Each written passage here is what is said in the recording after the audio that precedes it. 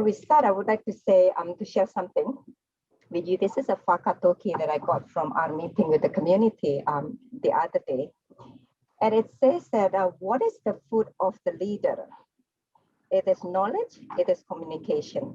So I think that's all we have today about communication, about critical conscious communication, and welcome for sharing the knowledge.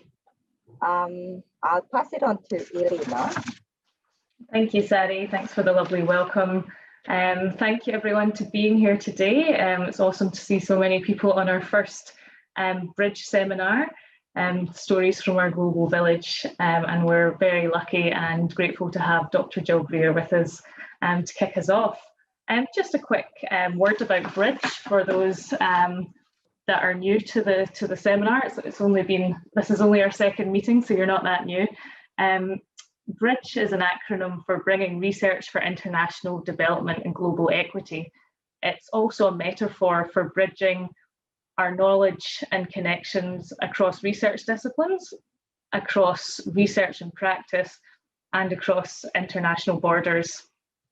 It's about making connections, sharing our knowledge and sharing our stories, and having critical and conscious discussions to move towards a common good.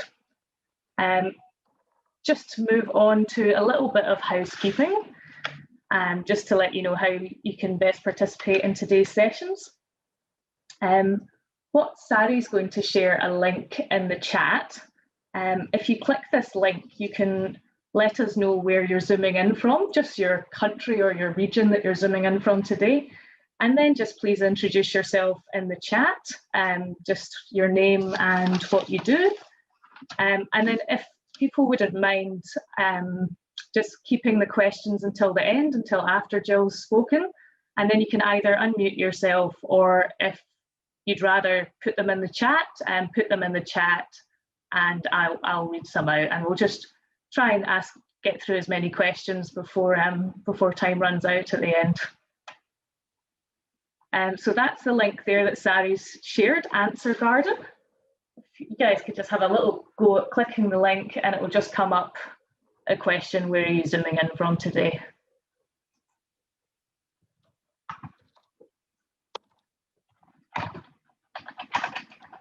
And then you just need to click submit as well, and keep the link open, and you should hopefully see where everyone in the world is from. I know that we've got some people from the UK that sent the apologies because it's the middle of the night there, so they'll be watching the recording, I think.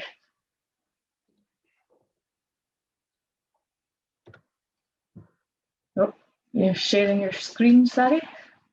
Yep. Yeah, perfect. Sawadee krab. Sawadee ka. Sawadee ka.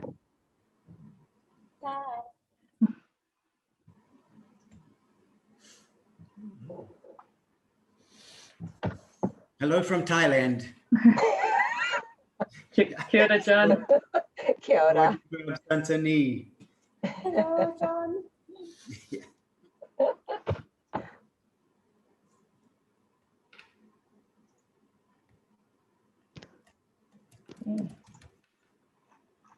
And then once we've kind of had a shot of that, just pop in the chat, just because there's a bit too many of us, I think, on the call to introduce everyone over the phone. Just your name and what you do.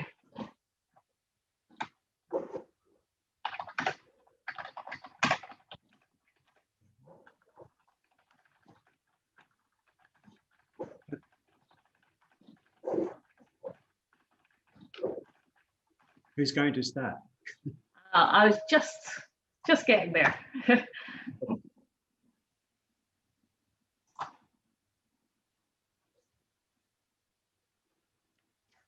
So I think we've got about 23 people on the call, so it's maybe just a little bit too many for us all to introduce. So if we just pop it in the chat yeah, as we go along. Give us. So maybe just as we go along through the session, I'll just introduce our speaker. It's my pleasure to introduce Dr. Jill Greer. She's the Director one of the directors of Evofem Biosciences, and a board member of Amnesty International New Zealand and Transparency International New Zealand. And I'll hand it over to Jill. Just make sure you're all on mute, please, and enjoy the kōrero. Thank you. Kia ora tātou, and ko Jill Greer tēnei, and thank you all for being here this afternoon. I hope you can hear me okay. Sorry, Ailid, thank you for inviting me. I feel somewhat challenged. Technical hitch, I've lost the photographs that I'm supposed to share with you, so I'm sorry about that. I'll try and give you something though to think about as we go forward. I think this is a very exciting event, because I really do believe that it's so important to share projects, ideas, research, and our hope for the future. And I hope there'll be many more such sessions, and I look forward to joining them without being nervously in trepidation myself. It's very strange for those of you who listen to Zooms and watch Zooms rather than give the Zoom. It's a bit like it used to be teaching my kids to play tennis. I was a bad tennis player anyway, but then I had to encourage them to practice on the volley board. And when you're giving the Zoom talk, you don't know whether the ball is hitting the volley board and coming back and you're going in the right direction and everybody's happy, or if in fact you've missed the volley board and the ball's gone off into the bush and is totally lost. So there's no way I can tell from looking at my screen whether you're kind of comfortable or not really, but I'm really delighted to have this chance. I do believe that, I call them the 3 C's, both the pluses and the minuses. I do believe that connections, collaboration, and convergence are all critical in this challenging time in which we live, both locally and across the globe.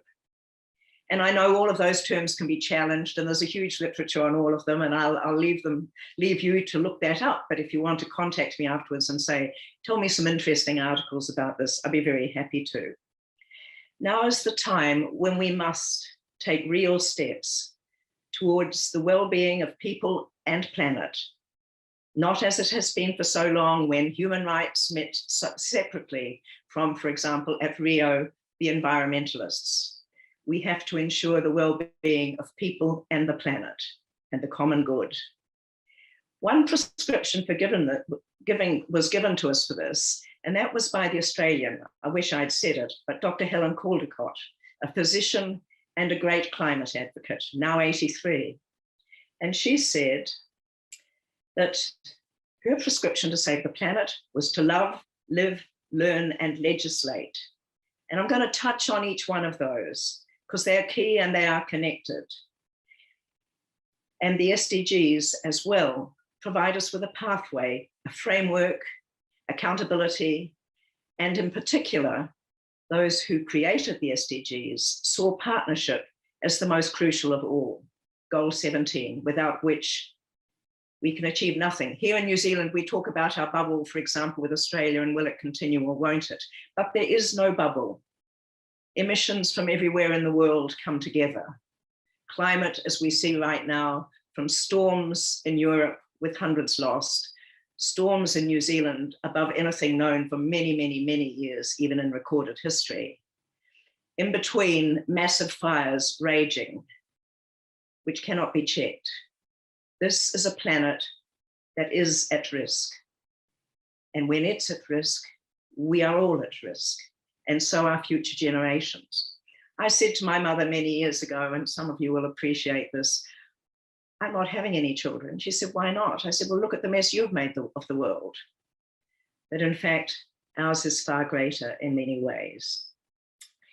Our world is dominated by another 3 C's: climate change, COVID, and conflict.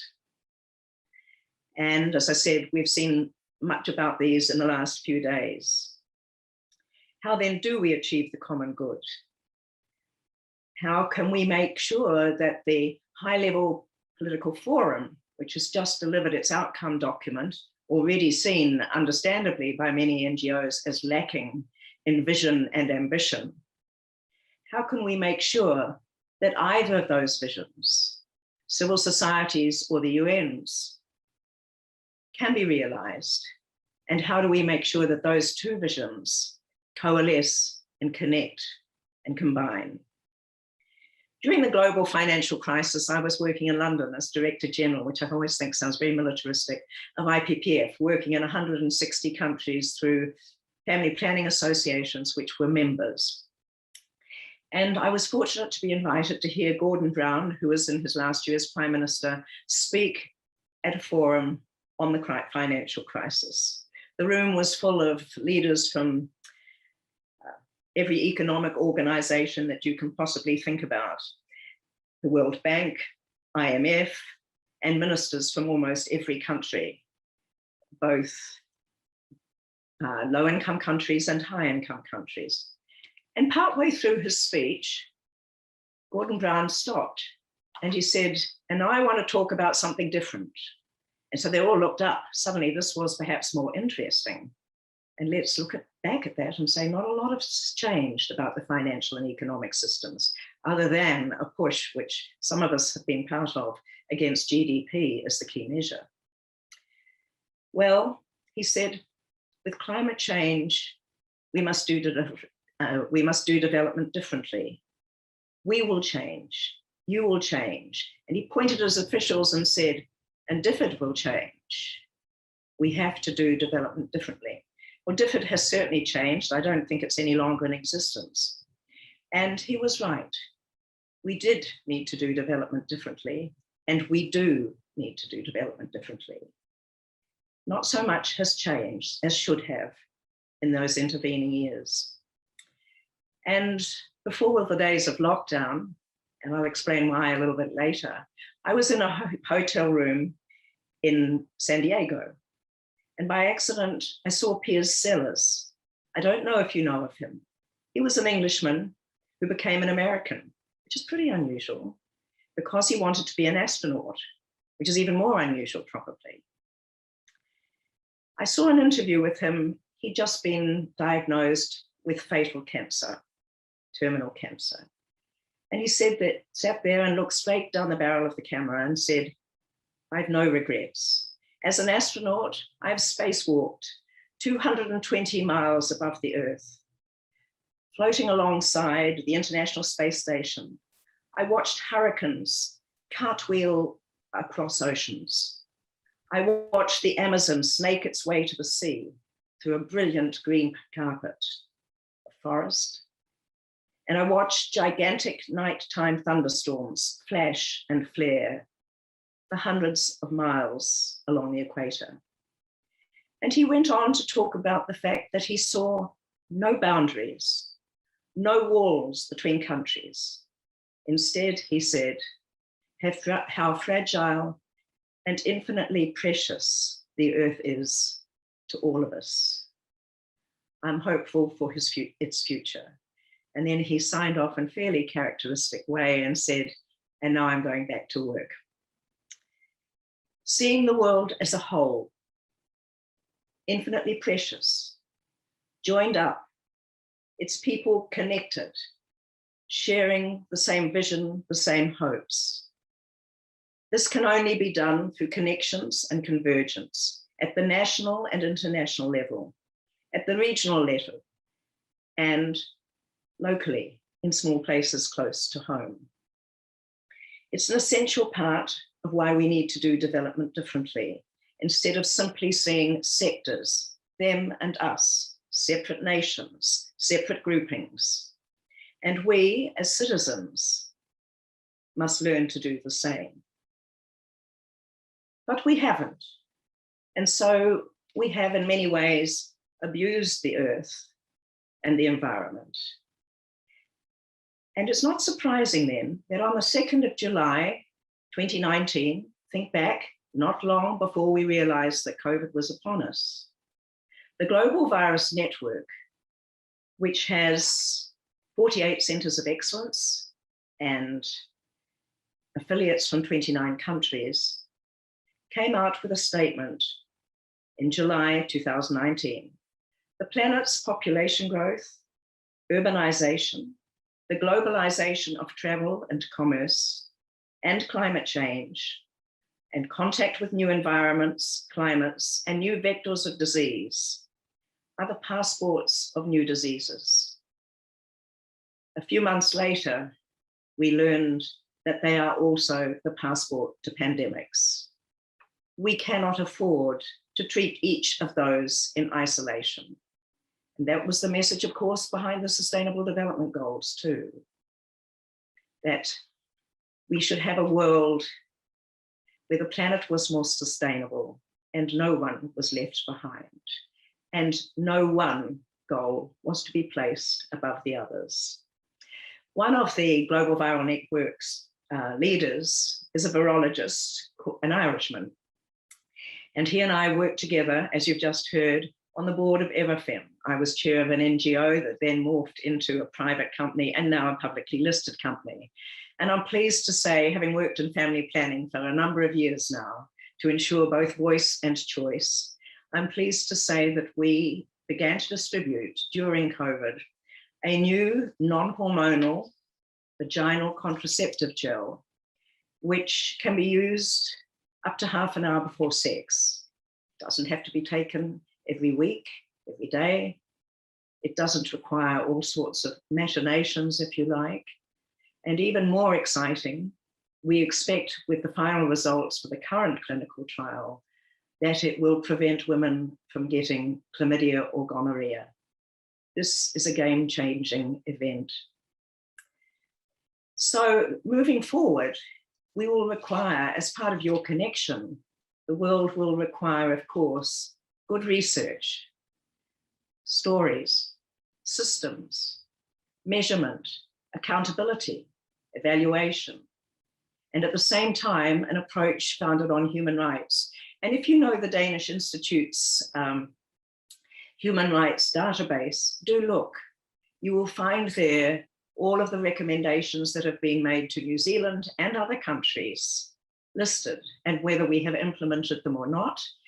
And more importantly, I think, is that it will also link the SDGs and those human rights treaties, covenants, and conventions. So we can see immediately how important they are to multilateralism, how important they are to human rights. But in addition, those of you sitting here today, probably wishing I had brought the pictures, will also need what Gloria Steinem, the great feminist, called intelligent rage. Now, intelligence, as academics, you will know, is much prized, but it can also be a little bit cerebral and a little dry, and to some, sometimes even our students, a little dull. And rage, well, if you're a woman of my age, then anger, rage are simply seen as, there she goes again. That's what women do. And younger women tell me today that that's really no different than it was then. My first involvement, though, in working against climate change had kind of begun in New Zealand. We know how well that the Pacific, the taonga, or the world's greatest treasure, as President Fukuda called it when he was Prime Minister of Japan, we know the huge impact of cyclones, of storms. But in London, it was different. We were confronting, in IPPF, desertification in North Africa. And as the climate became hotter and the sands moved south, the nomads moved with it. And of course, they crossed the land of the pastoralists, who understandably did not want to see their livelihood or their home disrupted. The resulting conflict was horrendous. I visited one of those refugee camps, and I will never forget the plight of those women in those camps. And we realized that, in fact, women are more impacted than men, often by climate change. What we used to call the 3 Fs: family, food, and fuel. Without those, no family can survive. And that was part of the challenge. And here, more recently, in the South Pacific, University of the South Pacific has estimated in research that women are impacted 25% more than men.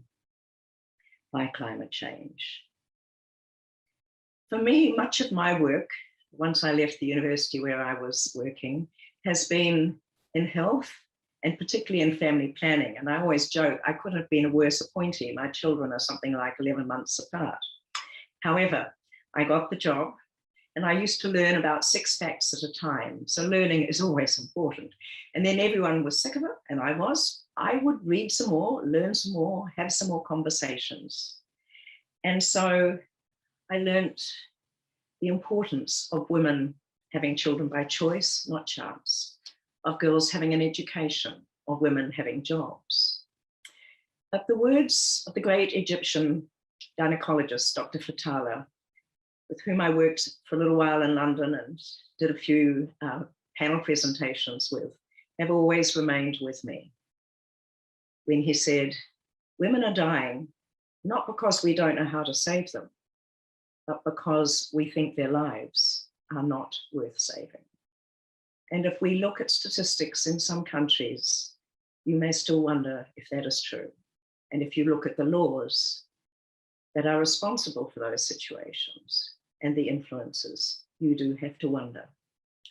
You will remember that the MDGs preceded the SDGs, the Millennium Development Goals, and they were aimed at low-income countries rather than universally at all countries as the SDGs are. We worked hard, a group of us around the world, across cyberspace, no Zoom, but we managed, to make sure that family planning, sexual and reproductive health, would be included in the MDGs. But at the 11th hour, just before they were published and announced, it disappeared. It took us 5 years to get family planning back as MDG 5B. Today, of course, the SDGs are different, and we are thankful that they are. And there were changes as a result of the MDGs. And those who laugh at the number of targets, not just the number of goals, 17, but the number of targets and indicators, and say there are too many, as a minister said to me recently. And I said, yes, that's because some of us who missed out last time were determined to be part of the global shopping list. If you're not on that list for aid, nothing happens. You receive nothing. And NGOs, in spite of all our wishes to be ethical, can be competitive. And so when there's a funding crisis, each of us argue that ours is family planning, or ours, which is water, for example, deserve the funding more. And we lose that ability to work together. As one donor said to me from an American foundation, Jill, if I put every organization that looks after people with HIV and AIDS in a room, they would argue, it would metaphorically be blood on the floor, but they would have an answer in telling me what the most important goal would be. But if I put people in family planning and sexual and reproductive health in a room like that, they would argue, and I would come in after the same length of time, and they would have reached no conclusion. So we can be like that because we care passionately. And it's worth remembering, as I say, that we can recognize at times that governments talk collaboration, but they fund competition. So just moving on a little bit from there, I want to just talk a little bit about the fact that each of us is born in a time and place that becomes part of us, our mind, our thinking, our journey. And we will work in what ways we can to connect that and to make a difference. But we cannot do it on our own. It will require policy, and as Helen Caldicott says, it will require legislation. And then the chances are there will be money to follow. So you might well ask me, what did you do as a privileged European, Pākehā, New Zealander, do to become so committed on this journey that you're now on? Well, I grew up in Malaysia, in a small village called Gemas on the main railway line from Singapore to KL, in a big white house, 104. And as I lived there with my family, I sensed I was different, and I sensed I was fortunate. And that was my first taste of inequality and inequity. When I was 8, I came home to New Zealand to boarding school, and it didn't feel like home. I was again different. I came from a different country. They thought, therefore, I must be different, that I lived in a tiny little house surrounded by goodness knows what. And I found that difficult, particularly as I grappled with things that were new to me, like lace-up shoes and a tie I had to tie and a blazer. And as an 8-year-old, I was a long way away from my parents, my cat called Tarzan, and I felt totally lost and without a home. So together, those experiences contributed, I think, unknowingly on my part, to my wanting to become someone who could not advocate for others or speak on behalf of others. We did make that mistake, but who could amplify the message. It's like in the days of HIV and AIDS, and as disabled people say, not about us, without us. So the importance of partnership in planning whatever we do. And I learned as an adult that being a woman was often not particularly equal. When I was divorced, I went to 10 bank managers to try to get a mortgage, even though I had a good job. There were many times when these sorts of issues, of course, happened. And when I became CE of Rare Disorders 2 years ago, acting CE, I wrote to 10 ministers, and ours is a government that cares for its people and for the land, although we would all like to see more. And I got back 9 letters, all of which told me to write to the Minister of Health. Rare disorders, there are many, many, many rare disorders. 300,000 New Zealanders, half of them children, have a rare disorder. It is not just a health issue. It is education, it is housing, it is social welfare. It is finding a pathway, not only across the Ministry of Health, but across several different government agencies simultaneously and a number of NGOs. That lack of joined up thinking is a real issue, both for NGOs and for governments, and one we need to make sure that we tackle. And here we have a joint venture against violence that brings together a number of ministries, but not, interestingly, the Ministry for Women. So for years, the World Bank has said, if you want to build the economy, invest in women. They return 90% of what they earn to their family and community. And many have agreed and believe with that. Today, we would go beyond it and say, and also they build wellness, the common good, not just GDP, which should not be the only measure. And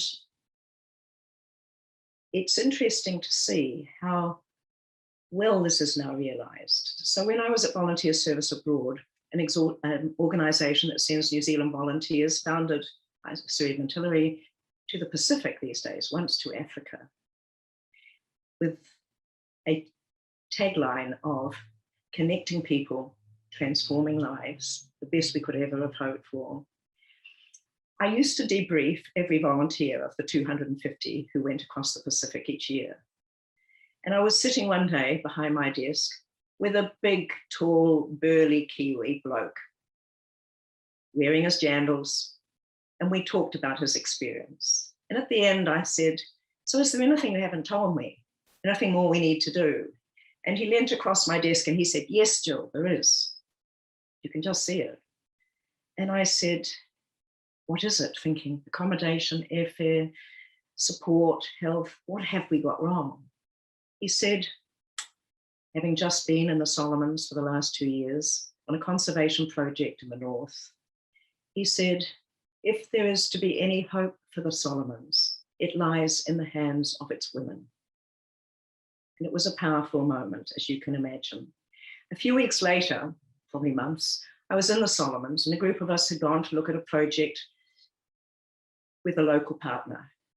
And as we came back in our little bus, we heard the sound of singing. We thought, is it Sunday? We stopped. It was so beautiful as it just wafted up amongst the palm trees.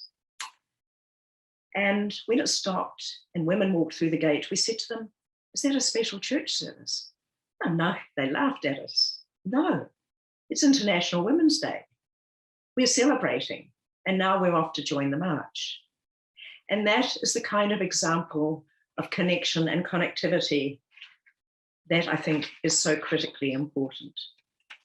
So looking ahead then, instead of looking behind, there are stereotypes in what we do. There are gender stereotypes, and there are other stereotypes. So once I was at a meeting with a combination of NGOs and the ministry and business people, and a woman who was head of an organization said, a business, said, looking at me, well, at least I know what it costs for me to be in the room. The implication being, you don't understand money, you don't understand economics, you know, you just do what you do. And that stuck with me for a while. Too often, people like me who work for NGOs, I don't know why we define ourselves just by what we're not, are seen as tree-hugging lefties. And for our part, very often, we see business as, at times, as greedy, rapacious capitalists. But of course, neither is true. And one of the most powerful connections and partnerships we can have are to bring the skills and the understanding of both of those together. So at VSA, Volunteer Service Abroad, we had a partnership with Downer, a major construction firm. They sent their young recruits to Honiara, again in the Solomons, to work for the Ministry of Human Resources and Education. It made them more attractive in retaining and recruiting staff. It gave those young leaders experience they would not have had, leadership skills they might have taken years to have. And it gave the people of Honiara and the ministry 20 new school libraries and much else besides. And you could hear people say in the street, look, you can be a girl and be an engineer. So it started to change some of those stereotypes. And it was, I think, one of the proudest moments of my life when I saw what was able to be done through those partnerships. One of the things I want to just touch on is to go back to legislation. A few weeks ago, I spoke to around 400 women, young women in Auckland. And at the end of it, I said, how many of you would go into politics? No, we are a country with a great woman prime minister, preceded by another great woman prime minister, and we have had another prime minister before that. We have more women in parliament than we have ever had. And out of my several hundred, 2 people put up their hands. And I wanted to say to them, this is important. You and I, we can have intelligent rage. We can make our arguments, but we cannot legislate. I was with a minister once of a donor country trying to get some funding for the global strategy on women's and children's health for Ban Ki-moon. And halfway through my pitch, we'd talked before, she got up and she said, Jill, will you just excuse me for half a minute? And she was gone about 10 minutes. And I sat there and thought, what have I done? How have I got this wrong? And she came back in and she said, the minister agrees. We will pay that 5 million. That was something she could do, but I, as an advocate, cannot. I attended a meeting parliamentarians early in my time at family planning when I knew nothing about the UN, nothing about global advocacy whatsoever. And I was there with our minister in a beautiful building in The Hague. And somebody came up to me and said, Jill, could your minister call the Commonwealth together? I said, what for? They said, well, there's no mention of young people in the outcome document. I'm thinking, outcome document, what's that? Anyway, we did. She did. She said, I hear we have a problem to the 60 women there. There's a women parliamentarians meeting. They said, yes. They explained. She said, we can fix that, can't we? Yes, they agreed. And I have watched others do that. The next day, Hillary Clinton came to speak, and I made sure I was in the front row. And she gave a brilliant speech around FGM in Senegal. And that came back to me years later. IPPF had a project in Kampala in the worst slums I have ever seen. And in the middle of it, funded partly by the Japanese, was almost a sexual and reproductive health factory. There were men being counseled on HIV and AIDS in the corner. There was confidentially diagnosis discussions around symptoms going on at the back of the garden. The babies were being weighed on the front porch, and inside a range of clinical work was being done. And it was just amazing to be part of it in this volunteers' house. Many of those young women were young sex workers who had come to Kampala to make a living or to have education, and they had not been able to. They were selling sex at $5 a time. They wouldn't call themselves sex workers, they called themselves the Moonlight Stars. Japan funded a new clinic for them, a converted laundry, but more money was needed. And in the end, in desperation, remembering we had lost our funding through the global gag and had not yet been reinstated under Obama, I wrote to Hillary Clinton and told her this story. And back came not a lot of money, $5,000 as a gesture. And I have always remembered that as a woman reaching out to other women to the best of her capacity within legal and political constraints. And the Moonlight Stars wrote to her to thank her. And I was given a big blue woven bag with a big blue card in it with photographs of them and their children and their messages of thanks to take back to her at the White House. She was unfortunately unable to be there, but instead I met with Maria Otero, who was her first-hand assistant, right-hand assistant, and I gave her the bag. And then I said, I have to be honest, inside this bag, there was also a letter from IPPF signed by 170 organizations saying, Dear Secretary Clinton, please restore our funding so we can work with the young people and the women of this world.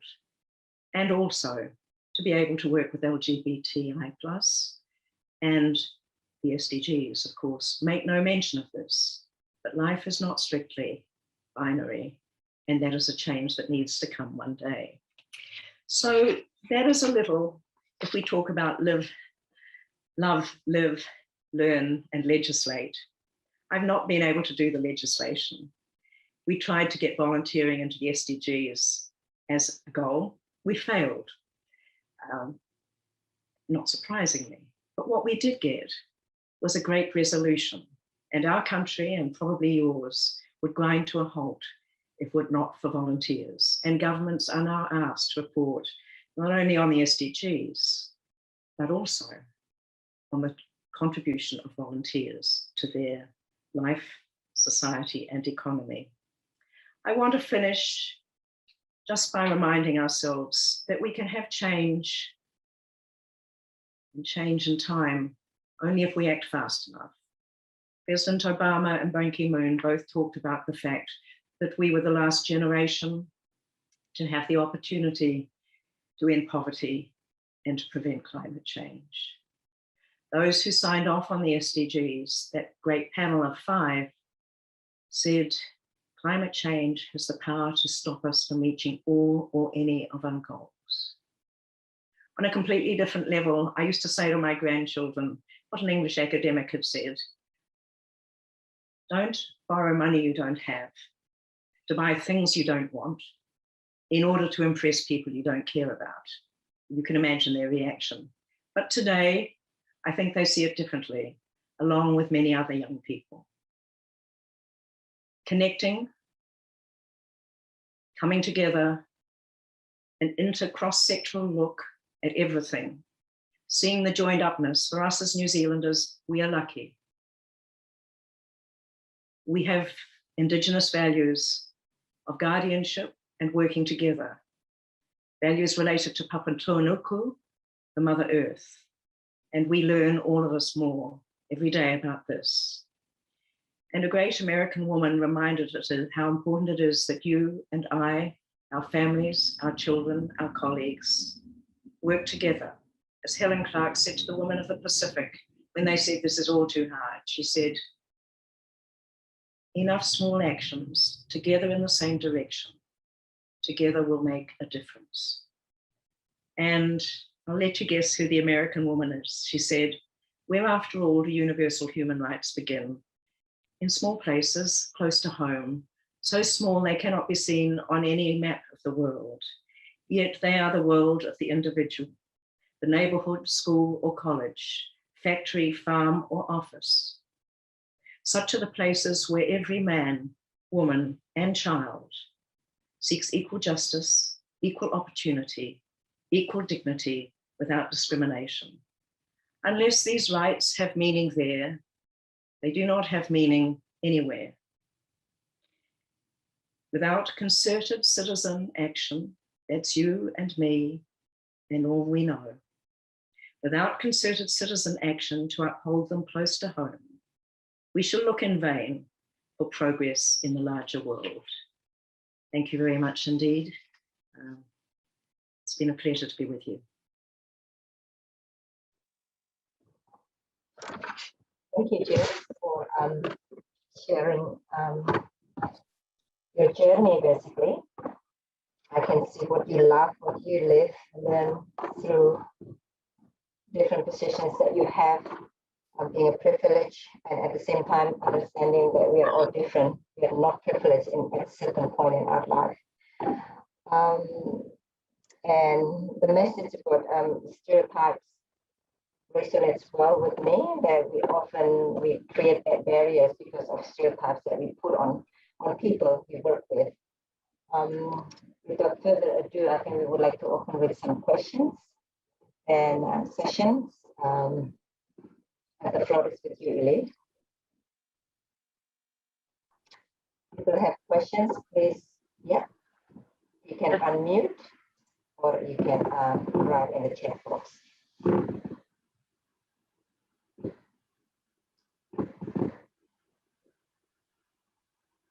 Not sure if that's a good sign. Does anyone want to kick us off? I was also going to quote at the end Seth Godin, whom some of you may have known, who wrote The Tribe, who's a great modern internet advisor and expert. And he talks about painting a vision of the future. You know, do what you believe in, paint a vision of the future, go there, and others will follow. And I just think it's a wonderful line. So seeing nobody's asked me a question, I've thrown that in for good measure.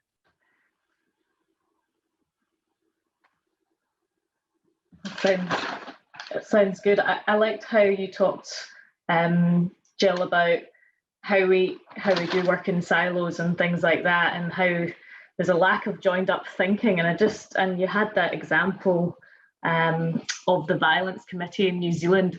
Can you think of any other examples where you've seen that work really well, where those sort of silos between even different ministries coming together to work on an issue where it's worked well? At Transparency International, the heads of government agencies, Transparency International New Zealand is a NGO, which is a member of Transparency International back in the UK, and there's a global Transparency International. And it also works in the Pacific. There are several members there. And at the moment, once a month, we host a conversation for as many of the heads of government agencies who are able to come as possible. And that makes a real difference, I think. And they have a speaker and they discuss it together. And I think that helps to bring it together. I know it seems odd that it might even be needed. And similarly, not so long ago, I was involved in writing a report around violence against disabled people. And we also included older people in that. And we have one of the highest rates in the world in high income countries, and have had for years, and nothing has changed. And this is a particularly challenging area. And it was interesting there that I think, again, there was some real reluctance perhaps from some agencies to see the need for them to play a part as opposed to others playing a part. So that was one example, because the ministers came together, and it was part of a more joined up approach around violence generally that I've just mentioned. So I think if ministers make it happen, it will happen. And NGOs are no different in some ways. We have many women's organizations in New Zealand. We have, what, 28,000 charities, well, more charities, but incorporated societies. And if we just came together on one initiative once a year, let's just say the women's organizations, then I think people would look and say, they can work together. This must be important. They're all agreed on this. Let's have a good look. But when we're fragmented, that doesn't happen. Yeah. No, thank you very much. And it was a really inspiring presentation as well. Really enjoyed it. Thank you very much. Kia ora tātou. Thank you. Any other questions from the floor? Just unmute. Hello, here is Shabnam. Thank you very much for your presentation. It was so great to listen to your rich experience. I'd like to know, what is your advice based on your experience working with national and international policymakers when we want to send a message from the health and well-being platforms to improve the people's life? What is the best language that we can use to share our point of views with the policymakers? Thank you.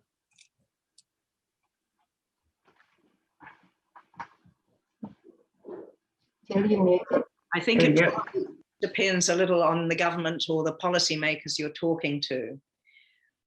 I think I found often in some countries that if I talked about the economic value of actually enabling and empowering women to choose the number and the spacing of their children, and the savings this would mean in health, and the additional employees that there would be to do all sorts of valuable work, that appealed to some countries where they were very much driven by their economic state.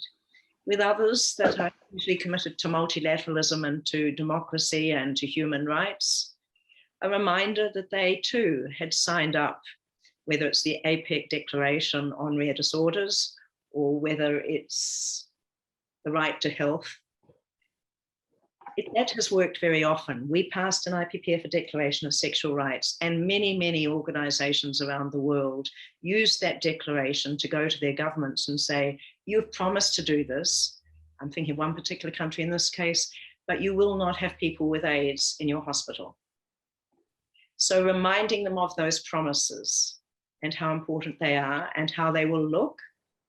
And in particular, if it goes to the Human Rights Council, nobody wants to be publicly criticized by other nations, which you can understand.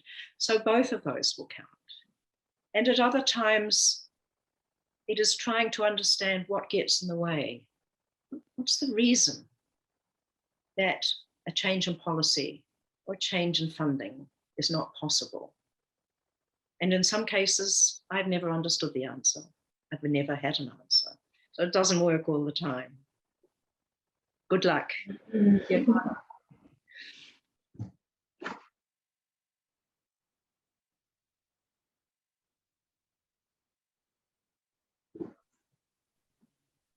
Jill, I have a question.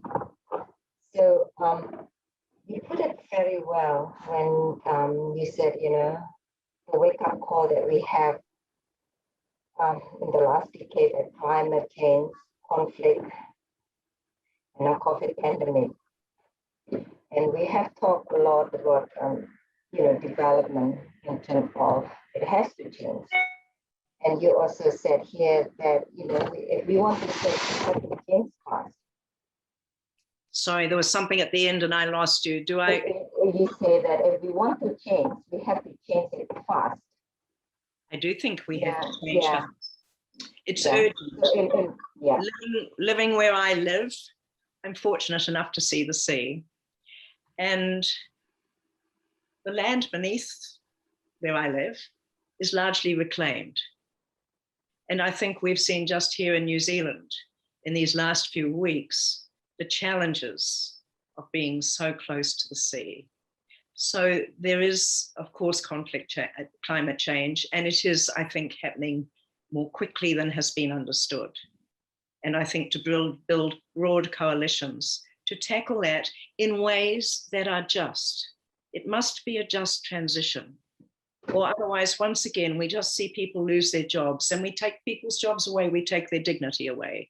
We define ourselves by what we do, which is why as women, we find it difficult to be home looking after children and saying, oh, I'm just a mum at home, which we should be proud of, but we aren't necessarily.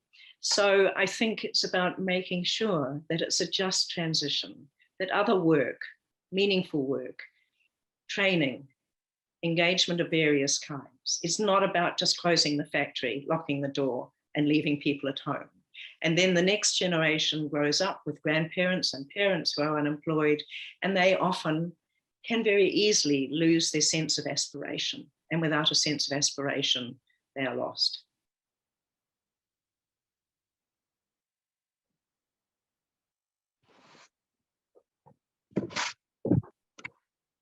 So we need policy, we need practical plans, we need measures, we need the Sustainable Development Goals. We may not do the whole agenda of the global goals, but there is much in there that will lead to a sustainable planet and to people having a better chance. But if we don't act, we will lose the chance.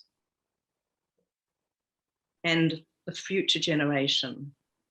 My grandson wrote a speech when he was 10, and he read it to me, and I said, can I use it for a blog? And he said yes, and I did.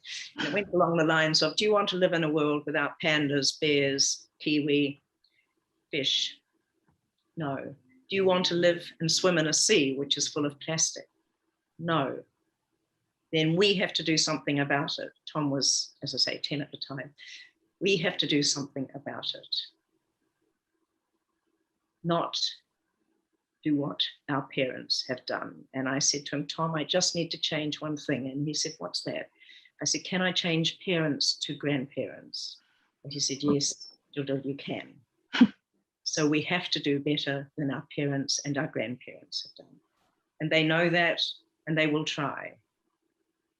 But we cannot give them a poison chalice as a legacy.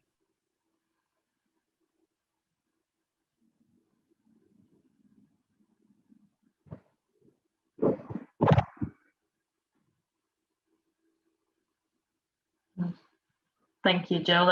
That's something for us all to really think about. It's a good fire under our feet to really go forward and keep this sort of sense of urgency that you talk about, and really hold policymakers to feet to the fire, and encourage our students or our young people that we know to get into legislation. That's a good, really fascinating point, which I hadn't ever thought about before. But there's only, being an academic myself, there's only so much that we can do with our fury. So having that ability to influence the political sphere is a really important thing, I think, to be able to move forward on some of these things, which probably I can imagine sitting in your shoes has been a bit frustrating to watch. Not go as fast as they should be. I remain an optimist. I do. Yeah, no, and a fantastic storyteller. It's been really, really good to have you here, and we really appreciate you sharing your stories of amazing stories of your career, and what things the SDGs, and I'd never actually known that.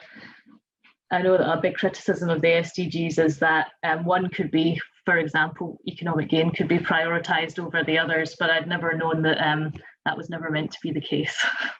And I think that's a good message as well for us all to take, that they should be in balance.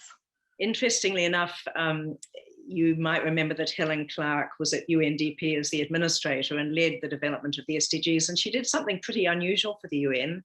She actually said, I want to know what people think, and volunteers went out physically across the land and online and interviewed people, and at that stage there were 16 goals, and they were asked to rate those 16. And together, the overwhelming majority was for 4 in the top 4 places. They varied a little bit in their order. You'll be able to guess 3 of them.